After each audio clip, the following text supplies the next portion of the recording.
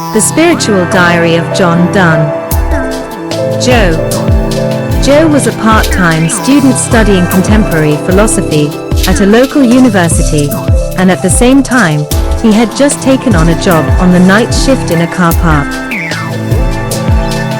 For even though it was wise and valued by all concerned in one's prospective future to develop or sophisticate one's labor, the government did not fund this potential.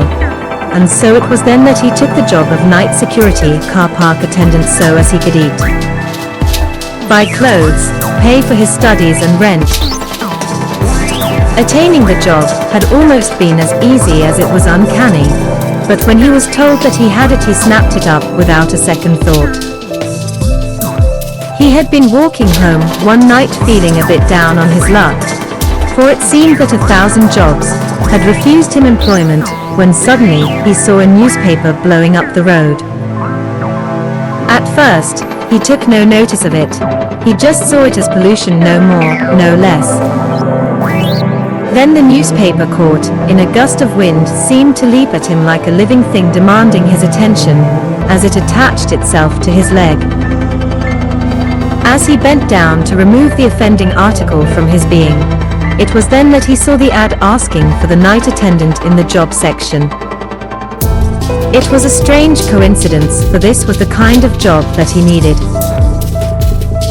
So, he went to the interview, got the job, and at 10 o'clock on Sunday evening he walked into his new post with a beaming smile spread across his face. The man on the shift before him told him that no automobiles were in the park on that particular night, and none were expected for the next few days, and he went on to say that as this was the case he could put his head down and set the alarm on his clock for the arrival of the morning shift. He had been trained during the day 2 days prior, before he worked alone, so he knew what was needed of him to fulfill his duties if any cars did arrive. When he was on his own and set for his shift, he decided to get on with his studies. So he sat down and proceeded to do just that as he opened his book on the contemporary philosopher Neo and began to read postmodern natural philosophy. After reading his homework, Joe decided that he would take a walk around the empty car park and let it all sink in. When he was on his walk, he discovered in the northwest corner of the park on the lower level was a small air ventilation shaft. He decided to take a breath of fresh air, for although the car park was empty, the air was still somewhat stale from its apparent use. He got close up to the vent to do just that when he noticed through the mesh an object wrapped in silk. His curiosity got the better of him when he almost subconsciously retrieved from his pocket a utility knife, which among its many tools was a small screwdriver. He began to unscrew the screws, then once they were all undone he took the mesh off the vent. He then reached inside, took it out and placed it on the floor, and then reattached the mesh back over the vent. He then bent down and grasped the package, and began to walk back to his office to inspect it further. He decided that he would make himself a hot beverage, complete the philosophy task, and then see just what it was that he had discovered. 3 hours later, he was sat nice and comfortable on his office chair with his 5th hot drink before him when he finally began to undo the silk to see what it was that he had found. Before he had opened it, he could presuppose that it was going to be a book. So when he finally unwrapped it, that it was a book was not a big surprise to his senses. However, what did come as a surprise was that it was a diary, and not just an ordinary diary. It was a spiritual diary, for it was written on the book in distinct lettering, The Spiritual Diary of Jon Dunn. He suddenly became ambivalent, with feelings of both shame and paranoia, as they filled his being of whether he should read the diary, or simply replace it unread. He decided that he would flip a coin, and if it were heads, he would go ahead and read it, and if it were tails, he would replace it unread. He flipped the coin, and it seemed to take forever, as it ascended and descended within its spin. However, When it finally landed on the palm of his hand, it was faced heads up. So he brushed aside his guilt, opened the book on the first page, and began to read. Jon. Entry 1. Last night, I had a strange dream, in which I seemed to be fully conscious. It was not strange as in majestic, or in a surrealistic sense, but it was diverse. I seemed to be dreaming of myself looking at my arms and legs walking around the car park. It was as if I had somehow woken in my dream, and at the same time, I was not aware that I was asleep. When I became aware that I was sleeping, I awoke, and I found myself on my office chair where I had dozed off. Entry 2. Last night I found myself again awaking in a dream. This time it was a nightmare. I awoke to find myself being pinned by a powerful force to the corner of the ceiling above where I am now Saturday. It was most disturbing, and I was terrified at my disposition. I was both afraid of falling and at the same time scared that I could not get down. I could not detect what was pinning me in this manner, hence the use of the word force. Whatever the force may be, I felt that it was evil in some way, and I was fearful for my life. Anxiety swept through me, and I could not gain control of my rationale, and the only thoughts that filled my consciousness were ones of blind terror and panic. Then, as before, I found myself awake on my office chair. As I began to grasp my normal waking consciousness, the fear subsided, and I made myself a drink, and then I began to write it down before it escaped my mind. Not that I could forget it, but I wanted to write about it while it was still fresh and vivid in my mind. Entry 3.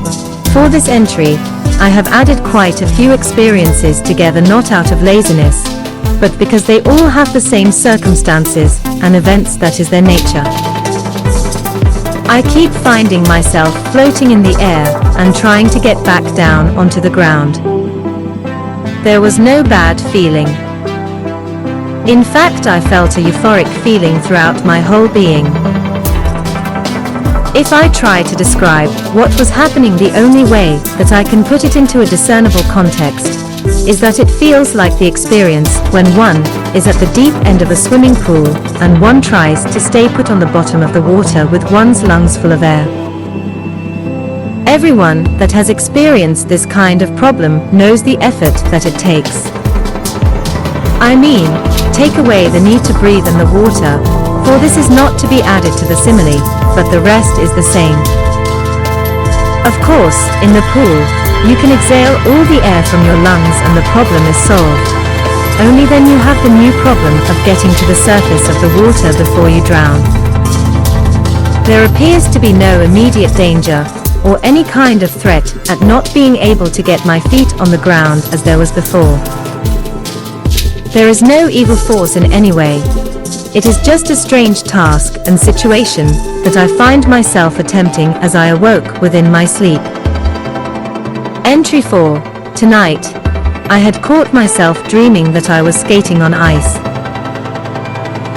There were no bad feelings, in fact quite the opposite. I was totally in peace and bliss when suddenly I saw that there was no ice beneath my feet. It was the recognition of this that awoke me in my dream, and then I noticed that I was skating in the car park, and I was supposed to be working. Then, the strangest thing occurred as I passed through a car as if I was a ghost.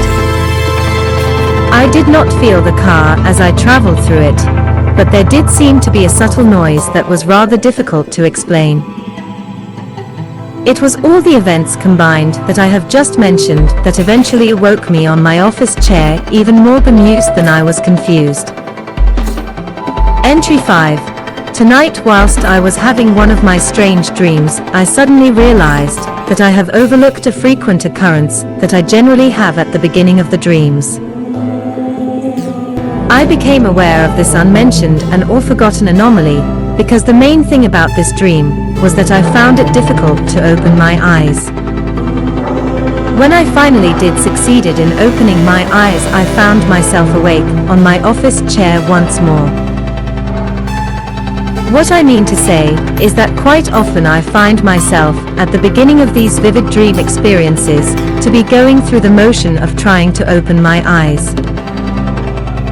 I think, because the dreams usually have other more important things to remember, or that the temporary blindness is at the beginning of these adventures, that I have overlooked the experience when it has happened in the past.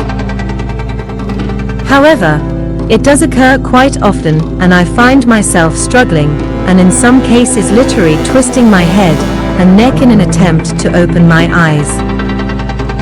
Tonight I believe that I struggled so much that I actually woke myself up physically on my chair. Entry 6. Tonight, I had the strangest experiences with the dreams so far. I actually dreamt that I was leaving my physical body asleep and separate from myself on the chair. I literally felt and heard myself lift up and rip out of my physical body. When I had the experience, it was awesome, and I did not have any fear at all, which was somewhat strange from my vantage point. I mean, if someone told me that they had that kind of experience, I would think that they were dying, and I would expect them to experience terror with the experience. However, the feelings that I had were totally adverse to what one would expect. It felt so natural and at the same time euphoric. I cannot help but think that these dreams were not dreams, and that I was somehow having these experiences for real. That the myth that there is life after life is no myth at all, and I am certain that this is a wisdom in which we can all share, although I must be sure before I share it with anyone else other than this diary. When I finally opened my eyes, for while all this was occurring I was going through the usual rigmarole of trying to open them. I turned around to see if this dream could get any more diverse, and I thought that I saw my physical body sitting on the office chair. Although I did expect to see it sitting there, for these dreams couldn't get any stranger, I was taken aback at actually seeing what appeared to be myself asleep on the office chair. In fact, I was so freaked by the sight that I woke myself up. The strange thing about me waking up, when I did see myself, was that I actually believed that I felt the transition from where I was in the dream to where I was when I awoke. I mean, it was as if I disappeared, then traveled through some kind of hyperspace or unexplainable medium, and then reappeared in my body on the office chair. It was the most mind-blowing experience that I have yet encountered in these strange dreams. It seems that we can travel at different speeds and use different forces to travel gently and hyper-jump, if there is such a phrase, if we need to. Taking the above experiences into account, it has suddenly occurred to me that these dreams may not be dreams at all. So, tomorrow, I am going to go to some bookstores to see if I can find anything relevant on this subject. Entry 7. Today, in my search through the bookstores, I did not manage to find anything that was relevant to my experiences in the dream or psychology section. However, I did find some similar experiences in some books in the spiritual section of the store. They were in the section on out-of-the-body experiences. In it they showed me I was not alone or insane, and they gave me great comfort. Further, they taught me how to bring them on at will. They said that I could create a memory aid or anchor to wake me in my astral state. For example, I could place in my mind an auto-suggestive affirmation, like, when I go to sleep and dream, I will begin to fly. When I begin to fly, I will become aware in my dream, and that I am astral traveling. Hopefully I will not awake in my physical body, hence the word aware, not awake. Alternatively, so as not to get caught up in a conscious dream state and delude myself that I am in the astral state, I could create a bit by bit map, basically. I would walk around the car park fixing my attention on certain areas and objects. Then, when I am getting ready to sleep, I have to creatively visualize myself walking around the park observing my bit-by-bit map. Then, when I am actually out of my body, and not totally aware if I see any of the specific areas that I have memorized on my map, I will awake in my spirit body instantaneously. Just in case I create a dream from the daily residue, or wish fulfillment, the way to differentiate a conscious dream experience from an astral experience is that in the dream state, although conscious, it will be symbolic, and I will be able to take control of the dream and create. Whereas in the astral state, I will be fully conscious, but I will have no control outside of my astral body, although I will be able to change my spiritual form. Some people see themselves naked, then image clothes, and then they appear dressed. I think that the clothes are not there, or that the clothes are somehow part of their physical makeup. Another technique was a technique through meditation. They said that I could lower myself into a meditative state and exercise my mind to remain consciously awake. They said that at first I would probably drift off into sleep. But if I persisted, I would eventually remain awake like I did when I experienced myself separate from my physical body on my office chair. Another technique was to set a radio alarm clock to play low classical or soft electrical music about 30 minutes after I drift off to sleep. The reason for it being soft so as it would gently shift the consciousness into an aware state and not jolt one into a physical awareness where one would wake physically on the bed, seat, or in my case office chair. Apparently, we all come out of our physical bodies several times throughout the night as we gently oscillate between dream sleep, which is in our physical bodies, and astral projection, which is in our astral bodies. But the majority of us are so physically dog-tired from our busy lives that we do not remember, we only recall the last few dreams, just before we physically awake. Sometimes we have vague memories of strange dreams where we can fly, but we pay them no mind. I bought the best book that I could find and I have been compulsively reading it ever since, hence the above. The book explains that there are two bodies, two worlds, but one mind. The physical body is where I reside during the daylight hours, or if one has diverse sleeping patterns, when one is physically awake, and when one drifts off into sleep one then swings back and forth like I said above between physical sleep and the astral state. The mind or soul as it is called lives in both, although separately. It seems that the astral body sleeps, or is dormant, when the physical body is awake, and the physical body sleeps when the spirit walks. As I also wrote above, I do not want to keep repeating myself, but this time it is in full so it is needed. The book reads that so many people are so caught up with their physical lives that when they go to sleep the mind is unable to break free, then pull itself out of dream sleep. So what happens then is that just like you get people sleepwalking in their physical state oblivious of their external surroundings, or even daydreaming throughout the day, that the majority of people sleepwalk in their astral state too, or that they are awake when out, but they only partially recall, if at all, when they awoke, but they do not give it their full attention as they prepare themselves for their busy days. Some people do remember their second body experiences, but put them down to strange vivid dreams, or before they truly awake in their physical bodies, they have a series of physical and physically related dreams, and their second body memories become mixed and as one.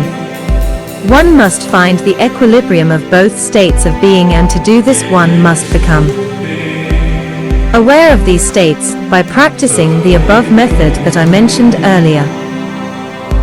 I must add that even though it is imperative to read about the events of others to raise one's awareness and understanding of what to do and what to expect and what not to fear, that the menu is not the meal and or the map is not the territory.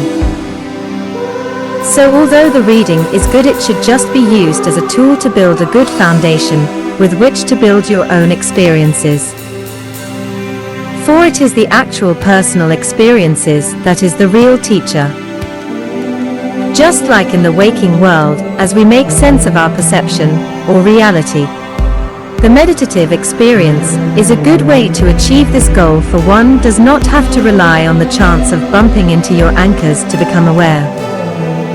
Although if one has not the will. By will, I do not mean it in the philosophical sense. I mean persistence and focus. To achieve this goal, the anchor method is a good plan B. A good way to meditate is to go to a secluded place and observe nature. For it is only too often that using a tape, counting, chanting or concentrating on one's breath or body parts, that the repetition becomes tedious and the inquisitive or bored mind tends to wander. Whereas the randomness of nature keeps one's attention perceptive, and you will know when you have control, or have reached the desired state, for all your physical problems will have no dominance. Do not expect to clear your mind, for anyone that says that they can do this are either a charlatan or deluded. So expect the mind to become active and focus, like when you watch an emotional scene from a favorite movie, or read a much-loved poem from a book, or listen to jazz. When one has achieved the true meditative state, it is as if all your problems are put aside or behind one's focus.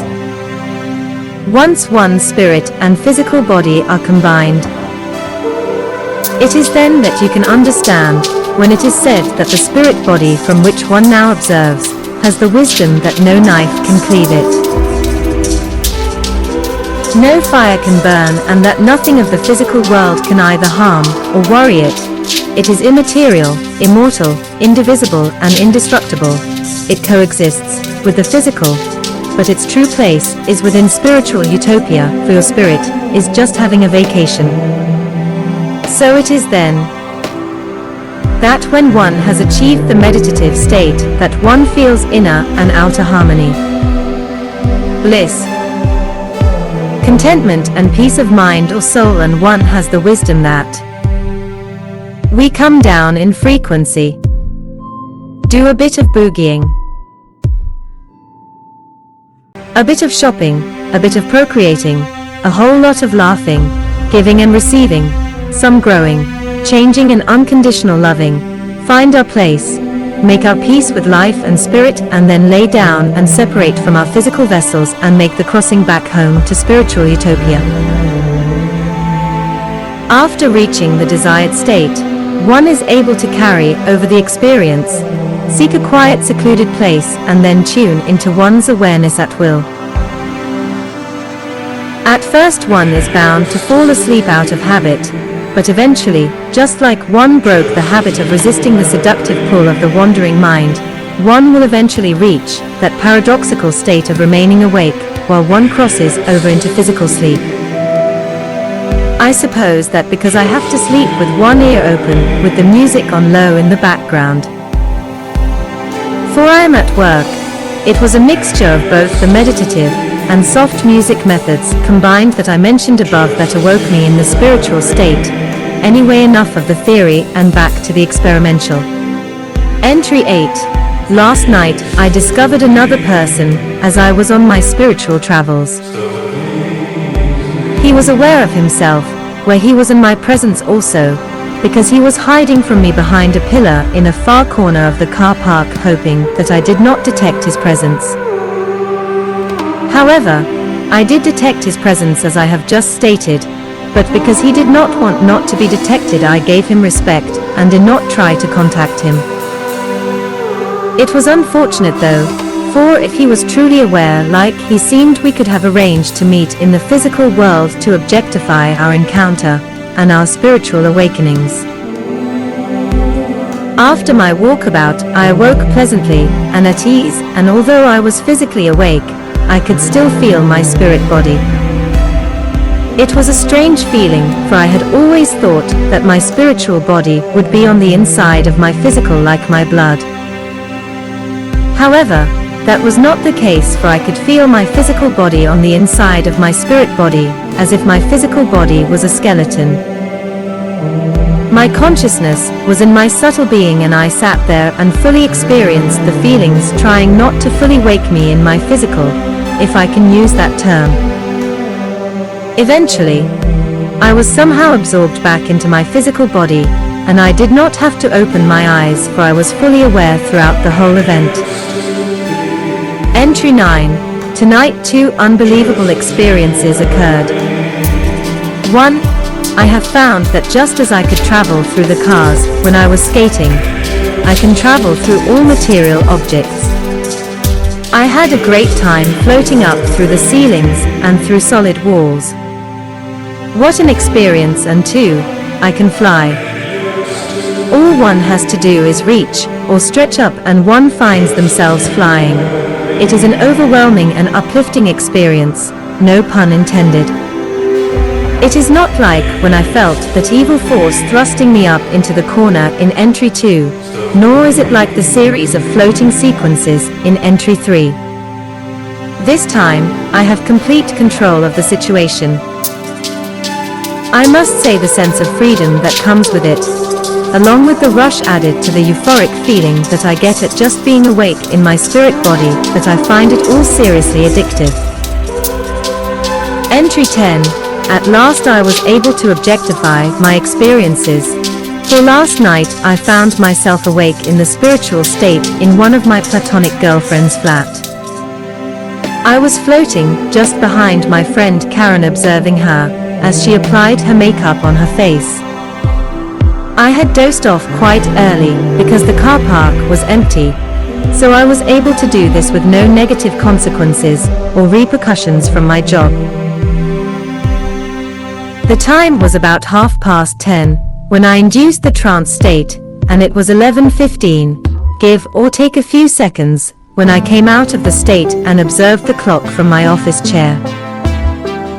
As I wrote above, but in more detail, I was watching my friend apply her makeup, and as I did this I observed the position from which I was observing.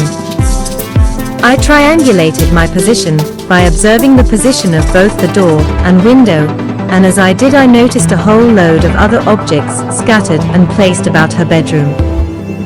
Then, after a time, I thought myself back into my physical body, thought myself awake, then I awoke on my chair as usual. I did not write this down straight away in my spiritual diary, for I wanted confirmation by talking or sharing my experience with Karen first. However, it seems that although my friend did not see me or was not remotely aware of my presence, that she could confirm my story. She stated that at about 11, that she was getting ready to paint the town red, and that she was sitting in a chair in her bedroom applying her makeup. She was somewhat startled by the accuracy and precision of my tale, as I told her the whereabouts of quite a few things in her bedroom before we entered it physically. I also told her things prior to entering her bedroom that she could only confirm, as we both entered her room together, for she had scattered them without thinking. Things like certain clothes and bottles of makeup and moisturizing creams and the like, other objects, she could confirm before our entry, and we were both buzzing from the experience. I also mimicked how she was applying her makeup, and she giggled at my accuracy. I would like to add that I have never seen her apply her makeup, for she is a female of remarkable natural beauty and rarely wears it. However, because she intended to go clubbing after a female friend rang her on her phone earlier that evening and her friend wears heavy makeup, she decided to apply a little herself, so as not to look plain and boring when standing next to her friend or dancing on the dance floor. When we found the place from which I was observing, I would have to have been partially sank into the wall behind her chair to have that particular view. Entry 11. Tonight, I had a most strange experience as I awoke in my spirit talking or teaching a small group of people that were sat around my being. I say talking or teaching, because I did not ascertain the conversation, for it was cut short by a nun. As she entered the room, she was shouting obscenities in my direction, that I was working for the devil.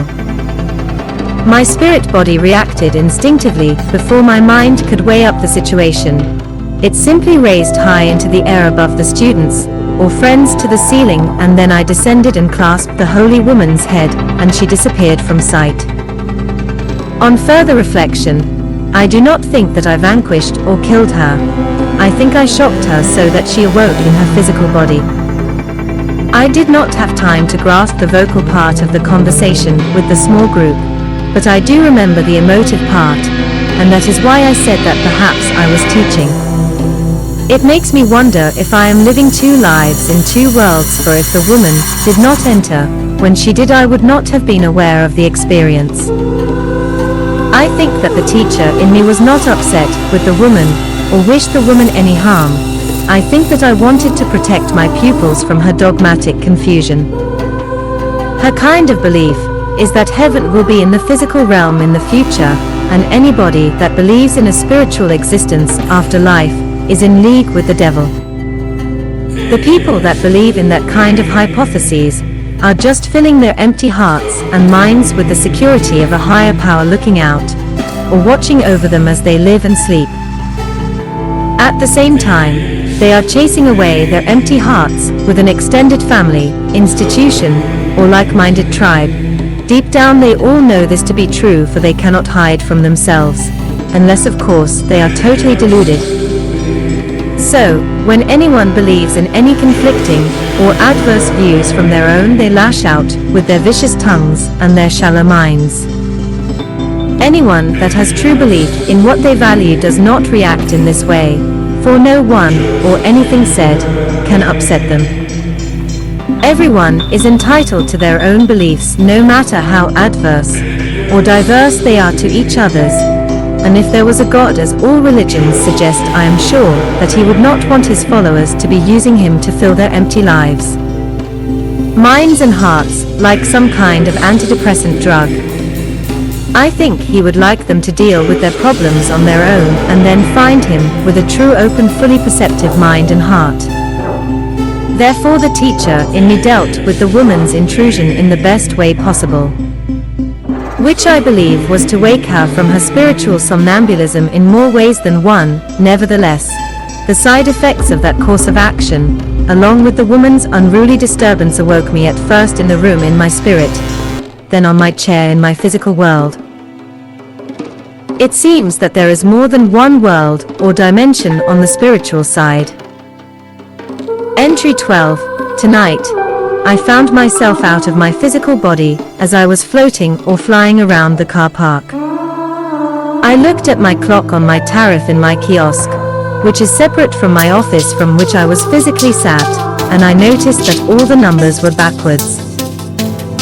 Further, the numbers went in an anti-clockwise direction. Nonetheless, I was able to adjust to the difference, put it right in my head and clock the time, then wake myself in my physical body on my office chair to see if they were the same. When I awoke, they were the same. I cannot say why the numerals and the direction of the clock were back to front, but I have heard that our optics in our physical bodies do play a few tricks on us with our vision. Apparently, we mirror what we see. Perhaps this is one suggestion. All I know is what I saw, and I leave it down to you, the reader, if you want to take it any further. Entry 13. Yesterday my friend Tanya had a very strange tale to tell me. She stated that when she was sleeping that the window, which is at the bottom of her bed, transformed into a two glass doors and opened.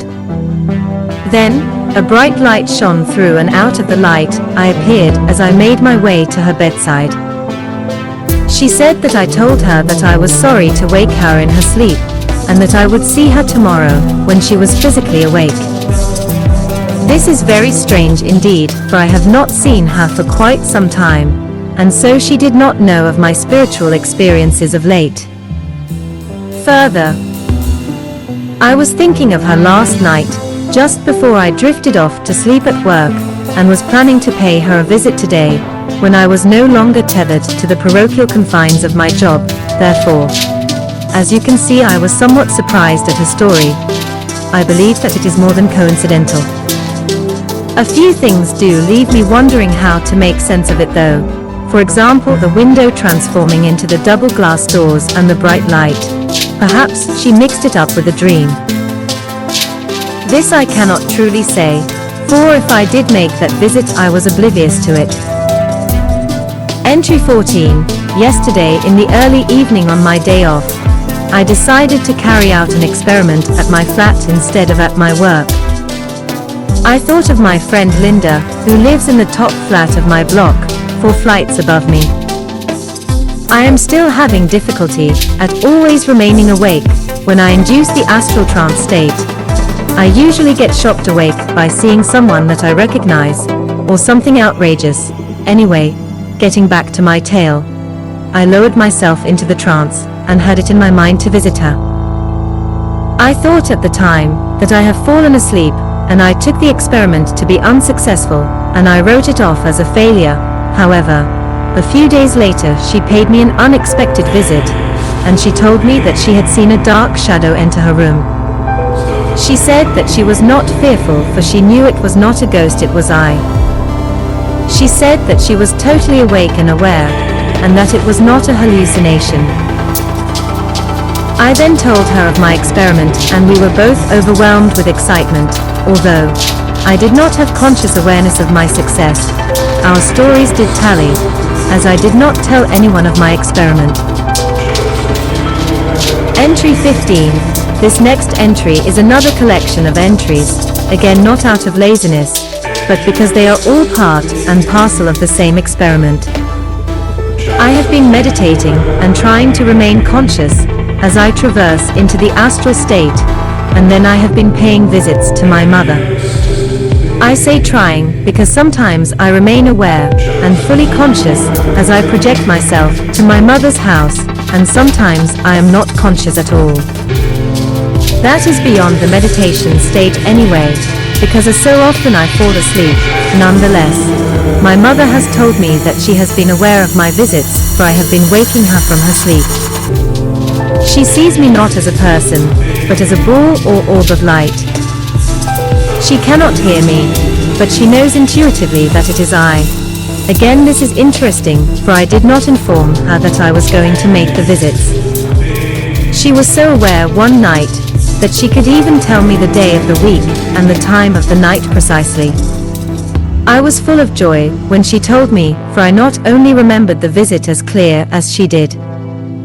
For when I got back, I clocked the time and it was synchronized with her account. It was 3 a.m. in the morning. Entry 16. Tonight was a strange experience indeed. I have long given up on calling my experiences the strangest yet, for all of them are as diverse as one could get. Anyway, I was doing my night rounds in the car park when I noticed a small group of people in the lower northwest corner. I did not think anything of them, I just projected that they looked bored, or troublemakers, or both, as I advanced in their direction, for I had witnessed these kinds of behavior traits in others in the past. So all I had in mind was to send them on their way. As I made my way closer to them, I noticed that there was a female and a male on a settee in the corner. There were also a couple of alpha males to my left, at about 10 yards in front of them and 5 or so yards in front of me. It was then that I was startled and brought to a complete standstill, as I saw another female manifest out of the settee in the corner. I then thought to myself that this could not be happening, for I was certain that it was not a dream, for I was making my security rounds, was I not? Next it suddenly occurred to me that I did not remember leaving my office to begin the round. Usually, if I were doing a round, I would recall leaving the office as I checked the time, so as I could write it down to keep track of my work. When the round was done, I would check it again to finalize it. It is good to carry out my security checks at random, but even at random there is an order, otherwise you could forget what you have done and leave a gap, or create an order from spontaneity, without my knowledge, and the car thieves could prosper. It was as if I was suffering from amnesia. I just remembered walking toward the corner, and it was then that I became aware that this was no dream, and at the same time, I was not in the physical world for the girl to manifest out of the chair as she did. So, where was I then? I mean, one could misinterpret or mix up one's astral experiences when one awakes in the physical world. However, how could one be fully conscious in the astral world and at the same time have surreal events appear right before one's eyes? I, as I said, knew that I was in my second body, and that the people had made me realize this. For at first I had taken it for granted that I was doing my rounds in my physical body. Now, I had another problem running through my mind. How can this all be happening? How could it be possible? I had no time to philosophize at that particular moment, for the two alpha males had advanced in my direction, and they could plainly see me as they had taken on an aggressive approach. Before I could say or do anything, they had circled me, and one of them was leaning over me from behind, and he was either gay and was trying to grab my genitals, or he was mocking me. I did not give him time to complete his task. I took hold of his arm, pulled it like a rope, and locked his armpit into my right shoulder from behind. Dropped my knees, and I then turned my body in an anti-clockwise direction and down toward the ground at about a 45-degree turn. Then I lifted his body up and threw him over my shoulder, in a shoulder throw that I learnt from judo. He was about 6 or 8 inches bigger than me, and this was in my favor, for I did not have to bend my knees too much to obtain the throw. He flew over my shoulder with his feet above him like a handstand and hit the floor on his back. I still had his arm by the wrist when he was on the floor. So I pulled the wrist toward my chest, lifting him slightly off the ground, and at the same time I lifted my leg. Brought my foot down and stamped with my full body weight onto his exposed throat for the kill, which should have left him either dead or gasping for air and then dead. But as I took a couple of steps back to get ready for my next assailant, he got back up to his feet totally unscathed, although he was disorientated. I could not believe it. I was completely at odds and had been caught totally off guard. The other alpha male, who was shorter but stockier, walked up to me and then turned his head in the other male's direction and asked him, "Were you trying to plug his plug hole?" I did not have time to hear his friend's response, for no longer had I thought of my physical body that I found myself jolted back into it.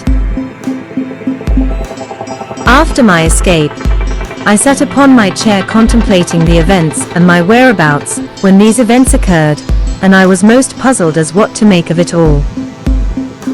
I now suspect that there is another reality. It has other beings in it, and they can even threaten or attack you.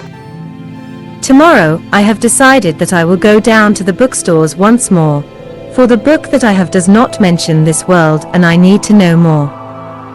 I know that if I have encountered what I have encountered, that I am not alone, and I need anyone's experiences of such encounters, no matter if they are negative or positive. Further, just who was the teacher that shared my spirit body? Was I asleep and dreaming? Entry 17. Today, I looked through the bookstores as I intended, and I found quite a few more books on the subject, and they were all quite stimulating. Again, they were full of the experiences of others, and although they did not mention the other self-experience, I did find conclusive evidence that there is another or several other realities. These other worlds are called the astral planes, and they are as vast as they are infinite. Apparently, there are dark regions and light regions, and it is down to one's consciousnesses where one ends up. They say that the like attracts the like. However, they say if you do happen to find yourself caught up and under attack in the dark regions, one's best defense is to think oneself back to one's physical body. I had been using this utility or means of travel unconsciously, or should I say naturally, for I was aware and even jotting it down in my diary, but I took it for granted. Basically, the ancient mythologies of old and the afterlife mentioned in ancient literature were probably referring to these other worlds. In some ancient cultures, they took their dream worlds as serious as the waking world. They said that in the dream worlds they met gods and godlike beings, and that it was an interface, or bridge between the waking world and where the gods reside. So it is suggested, as above, perhaps with today's understanding we would say that they were talking of meeting spirit guides, or muses on the astral planes. Apparently, there are two distinctive realms. The first one is when one finds oneself out of their physical body, but they are still in the physical world. For instance, you are able to see your physical body lying dormant if you wish to observe it. In addition, you are able to walk or fly about the physical world undetected and observing unsuspecting physical beings as they go about their activities or chores that make up their day. Imagine the potential, from an invisible peeping Tom to a clandestine secret agent. Then too, when one somehow crosses over into the planes, it is a whole new world, with no law whatsoever. This is the world that I mentioned above, and it can be most disturbing, but apparently not fatal. There are lower and higher regions. Apparently we all go there at some time each night, when we dream, and some believe even after life or death. Just like the first book that I acquired on the subject, when it mentioned that we sleepwalk in our spiritual bodies unaware of our travels, or just put them down to strange vivid dreams, this too suggests the same scenario. Therefore, it is then that there are dreamers unaware of, or partially aware of their spiritual encounters. There are conscious astral projectors, and there are discarnate spirits, or ghosts trapped there for one reason or another that blindly or furiously walk in this spiritual realm.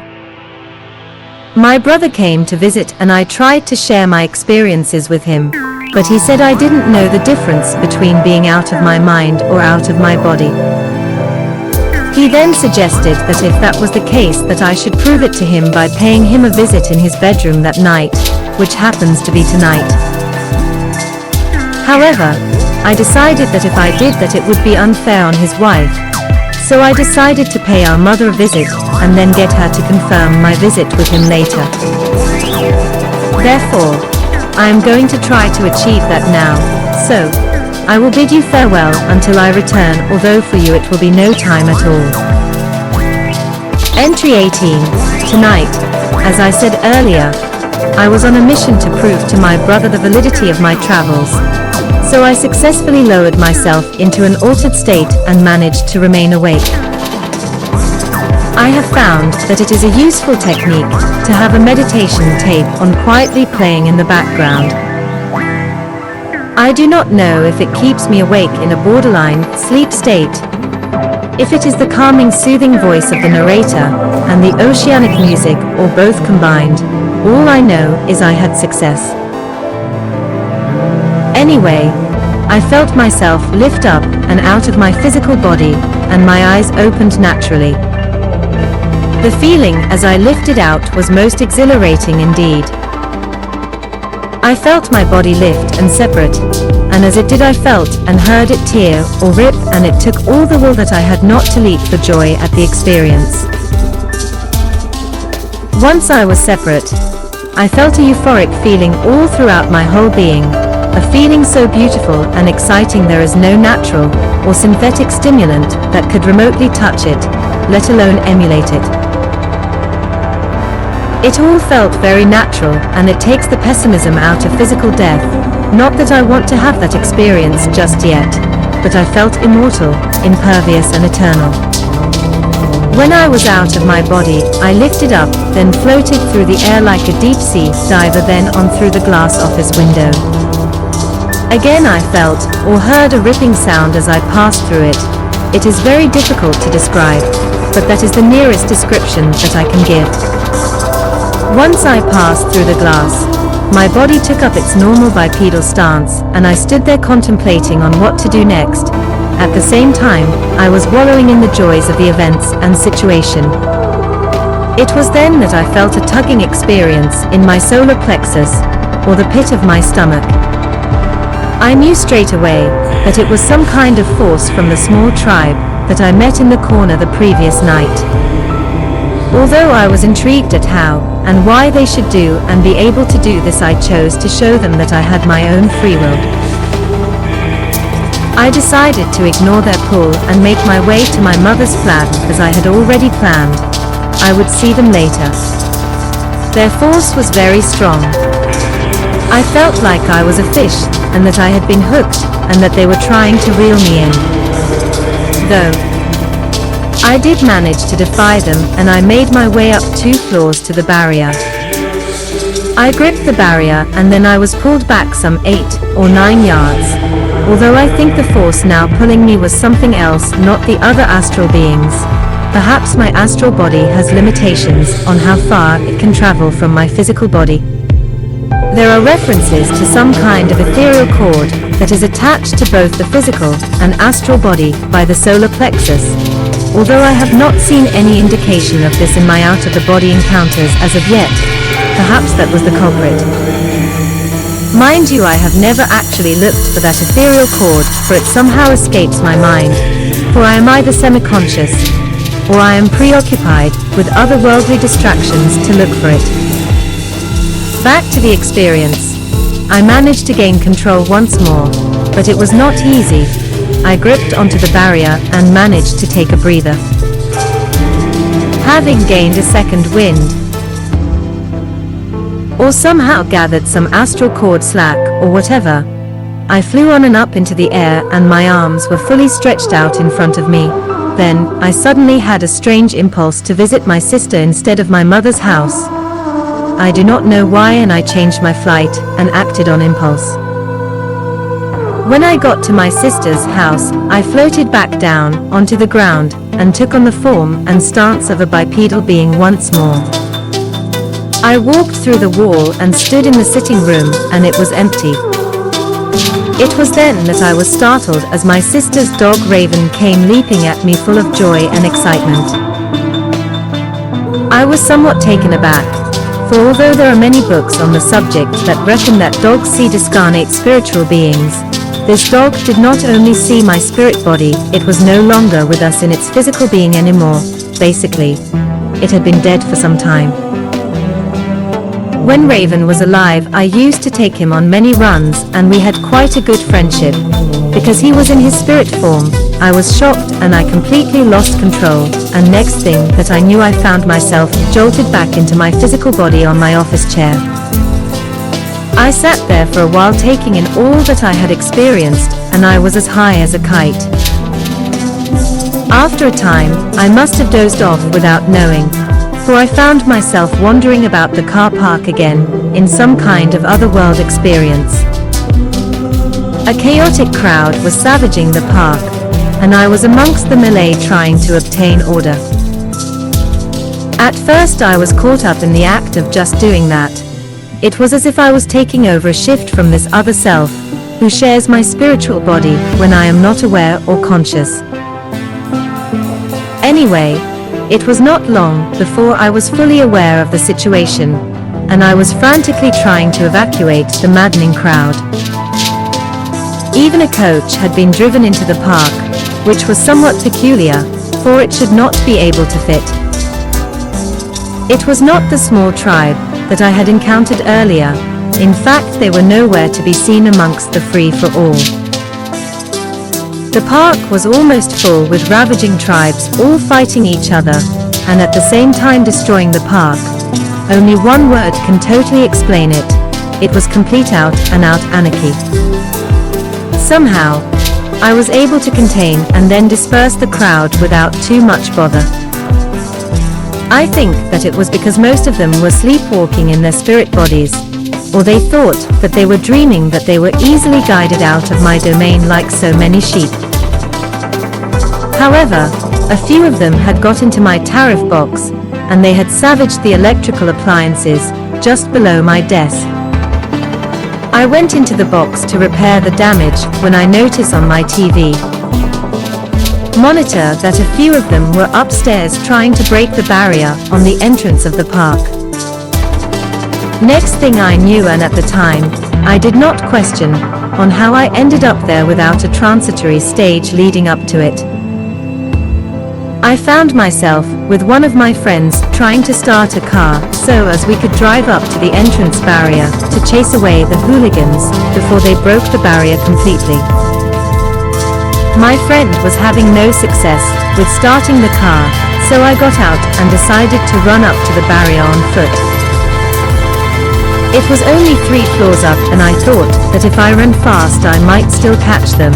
The next thing that I knew, I found myself waking up on my office chair thinking to myself, what a strange dream that was. I was fully aware of both encounters. The way that I saw it was, the first experience was an astral experience, and the second experience was an astral plane experience. I gathered my thoughts and then checked on the time to see if it was time to do my night security rounds. It was 20 minutes past 4, and I was dead on time. I needed to gather my papers together, for at this time, I had to write down all the car number plates so as to keep a check on them. If you did not keep track of how many nights they had been in the park, you would get the odd 1 or 2, or perhaps all of them lying about the true price of their tariff. I left my office and made my way to the tariff box, for that was where I kept my papers. As I unlocked the kiosk, I noticed that the boxes that covered the electrical works had been removed and scattered upon the floor chaotically. Suddenly, I was encompassed with the strange sensation and realization that this correlates with my experiences in or on the astral planes. It was then that I noticed on my monitor that my barrier was bent. I thought to myself, okay, the barrier could have been damaged when I was out of my body, or in the astral spiritually, and asleep physically by someone else that had passed through physically. However, the kiosk was locked, and that left only 2 feasible explanations, each as weird as the other. The first was that somehow I had awoken in me an innate telekinetic potential that had removed the boxes from their correct position.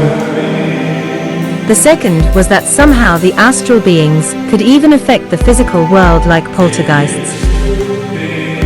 I decided to give it no more thought at that particular time and get on with my job of logging the car registration plates, for I was running out of time until the end of my shift. When I got to the entrance barrier, I could see that it was definitely bent.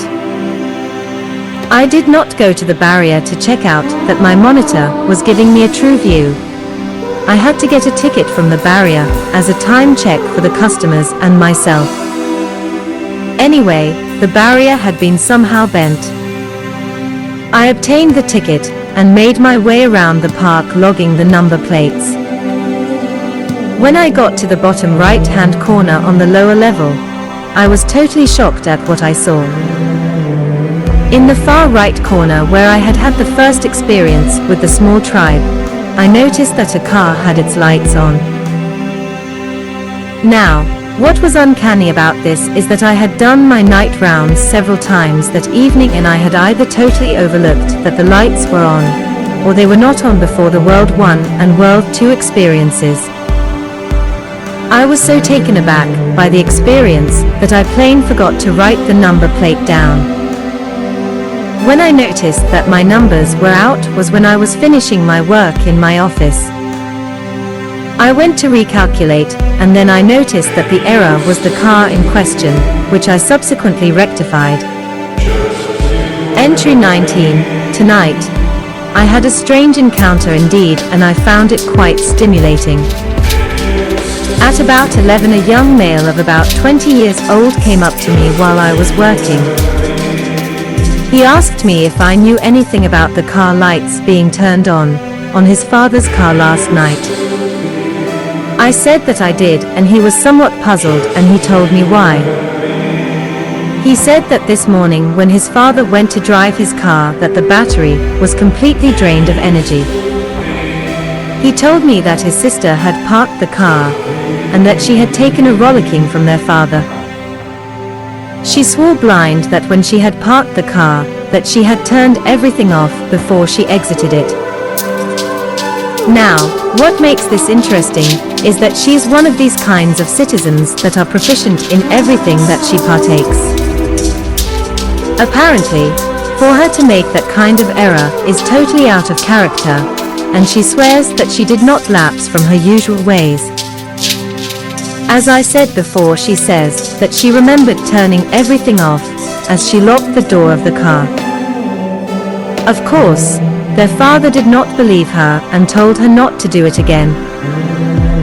What made the young male question me was not only that his sister is Little Miss Perfection, and to slip up is totally out of character, but as I said before, that all the juice of the battery was completely drained, and for that to happen in that amount of time that the car was parked was an anomaly in itself.